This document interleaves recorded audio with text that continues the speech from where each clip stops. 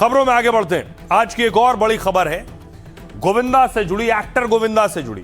गोविंदा का तलाक होगा या नहीं, इस पर सस्पेंस है। गोविंदा बड़े एक्टर हैं, उनके बहुत से फैंस और समर्थक हैं, उनके बारे में जानने में रुचि रखते हैं। गोविंदा की पिछले दिनों एक तस्वीर आई एक कलाकार के साथ, उसको लेकर बहुत सी कहानियां बनाई जाने लगी सोशल मीडिया पर। गोविंदा ने इस पर पलटकर जवाब दिया, अपने विरोधियों को भी चुप कराया। गोविंदा की तस्वीर एक्ट्रेस कोमल रानी के साथ थी। दूसरी तरफ गोविंदा की पत्नी सुनीता आज फैमिली कोर्ट पहुंची थी। दोनों का तलाक का केस चल रहा था। गोविंदा की पत्नी सुनीता और उनके सुपुत्र कोर्ट पहुंचे।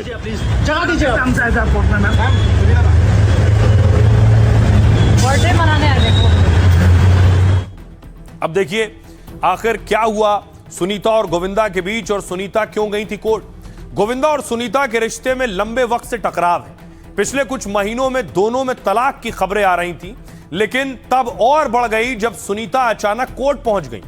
आज सुनीता आहूजा बेटे के साथ मुंबई की फैमिली कोर्ट पहुंची। वहां से निकलते वक्त सुनीता और बेटा दोनों परेशान दिखे। जब उनसे पूछा गया कि कोर्ट क्यों आई थी तो बोली बर्थडे मनाने आई थी। सीधा जवाब नहीं मिलने के बाद तलाक की अटकलें बढ़ गई। सोशल मीडिया पर गोविंदा सुनीता के अलग होने की चर्चा बढ़ गई, क्योंकि पिछले दिनों में दोनों ने एक दूसरे पर बहुत से तीखे बयान दिए। सुनीता ने गोविंदा के एक एक्ट्रेस के साथ घूमने पर सवाल उठाए। कहा था बेटी की उम्र की लड़की के साथ घूम रहा है, शर्म आनी चाहिए। जबकि गोविंदा ने जवाब में लिमिट में रहने की बात कही थी। दरअसल गोविंदा अपनी को स्टार कोमल रानी के साथ दिखे थे, क्योंकि वो फिल्म रूपा में कोमल रानी संग काम कर रहे हैं। लेकिन इसी से उनकी पत्नी भड़की और कुछ दिन बाद कोर्ट में दिखी। हालांकि तलाक के दावों पर गोविंदा के मैनेजर ने बड़ा दावा किया। शशि सिन्हा के मुताबिक गोविंदा सुनीता का तलाक नहीं हो रहा है। गोविंदा के मैनेजर ने कहा तलाक का केस वापस ले लिया गया है। सुनीता की शादी गोविंदा के साथ 39 साल पहले 1987 में हुई थी। उनके 2 बच्चे हैं, बेटी टीना और बेटा यशवर्धन से। अब सुनिए जरा सुनीता क्या कह रही हैं और गोविंदा ने क्या कहा था। बेटी की उम्र की लड़की को ले लेके घूम रहा है, शर्म तो आना चाहिए थोड़ा इसको, और वो भी स्टैंडर्ड तो होना चाहिए। तो तुम्हारा शुगर डैडी इतना अमीर है, कपड़े तो ढंग का पहनो, तुम लोग को देखो क्या स्टाइल में चलते हैं। सुनीता जी आप बहुत ज़्यादा माँ बहन की गालियाँ देने लगी हैं, और ईश्वर से आप बनाइए कि आपसे लोग प्रेरित हो गए। यंगस्टर्स जो हैं आपसे उम्मीद करते हैं कि आप जिस तरह से व्यवहार करेंगी दे विल फॉलो इट। कहीं आपके ही साथ लोग फिर माँ बहन की गाली देना शुरू कर देंगे तो बहुत लज्जित हो जाएंगे हम सब। Don't do this. Sunita ji ने जो केस फाइल किया था गोविंदा जी के खिलाफ डाइवोर्स का, उन्होंने आज विड्रॉल कर लिया, और ये पूरे परिवार को मैं शुभकामनाएं देता हूँ कि ये बड़ी एक अच्छी पहल है, और ये परिवार के लिए, बच्चों के लिए, हम सब लोगों के लिए भी, वो लोग सब मेरे परिवार की तरह हैं, और भगवान करे ऐसे ही अच्छा रहे। तो रहिए खबरों में आगे बढ़ते हैं और आज की एक बड़ी खबर बताते हैं। तमिलनाडु के मुख्यमंत्री जब से सीएम विजय बने तब से चारों तरफ उनकी चर्चाएं हो रही। उन्होंने खजाना खोल दिया है लोगों के लिए।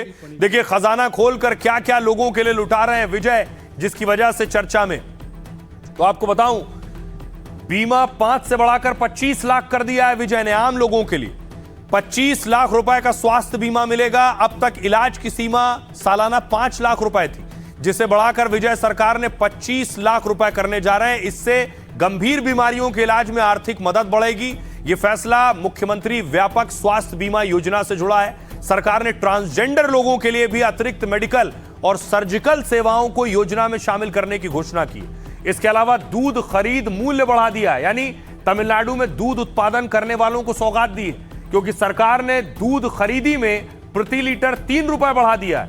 अब तक 38 रुपए लीटर सरकार दूध ले रही थी, अब 41 रुपए प्रति लीटर लेगी। इससे करीब 3,16,000 दूध उत्पादकों को फायदा होगा।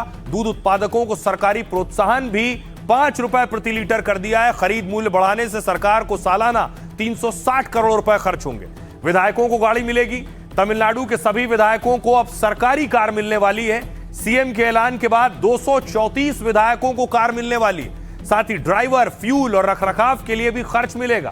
इसके लिए विधायकों को हर महीने 75,000 रुपए भत्ता मिलेगा। विधानसभा में इसकी घोषणा करते हुए सीएम विजय ने कहा, विधायकों को जन समस्याएं सुनने चुनाव क्षेत्र में जाना होता है, इससे पारदर्शिता आएगी और भ्रष्टाचार भी खत्म होगा। और आइए खबरों में आगे बढ़ते हैं और एक दिलचस्प खबर जिसे पूरे देश को देखने की जरूरत है। खबर यह है कि सेवा नहीं तो तो फिर संपत्ति से बेदखली होगी। पिछले दिनों कुछ तस्वीरें आई जिसने बहुत विचलित किया और मां बाप और बच्चों के रिश्ते को तार तार किया। एक तस्वीर यह देखिए आई थी पिछले दिनों, पिता की लाश से ही बेटा अंगूठा लगवा रहा था क्योंकि संपत्ति चाहिए थी।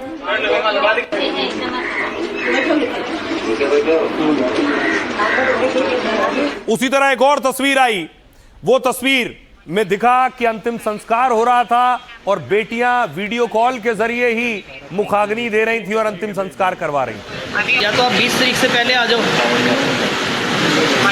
20 तारीख से पहले तो हाँ। देखते हैं, अभी मैं आपको बताती हूँ ना। हाँ जी, हाँ जी। मुझे वीडियो भी भेज। ठीक है।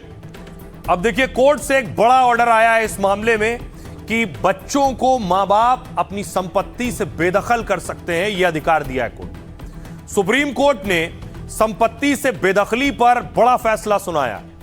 माता पिता बच्चों को प्रॉपर्टी से बेदखल कर सकते हैं। सुप्रीम कोर्ट ने कहा बढ़ती उम्र का मतलब अपमान, असुरक्षा नहीं है। बुजुर्ग माता पिता को सम्मान और सुरक्षा के साथ रहने का अधिकार है। अगर बेटे या बहू का घर में रहना बुजुर्ग के भरण पोषण में बाधा बन रहा है तो माता पिता अपने बच्चों को घर से बेदखल कर सकते हैं। सुप्रीम कोर्ट ने इलाहाबाद हाई कोर्ट के फैसले को पलट दिया। इस मामले में मामला लखनऊ के रविकांत गुप्ता से जुड़ा है। उन्होंने बेटे को मकान से बेदखल करने का आवेदन दिया था। 2022 में जिला मजिस्ट्रेट के सामने यह आवेदन दिया गया। यह मकान पिता की खुद की खरीदी हुई संपत्ति थी। बुजुर्ग मां को घर छोड़कर वृद्धाश्रम में रहने के लिए मजबूर होना पड़ा था। एसडीएम कोर्ट ने बेटे को मकान से निकालने का आदेश दिया। जिला मजिस्ट्रेट ने भी बेटे बहू को मकान खाली करने का आदेश दिया। इसके खिलाफ बेटे ने हाईकोर्ट में याचिका लगाई और हाईकोर्ट ने निचली अदालत के फैसले को पलट दिया।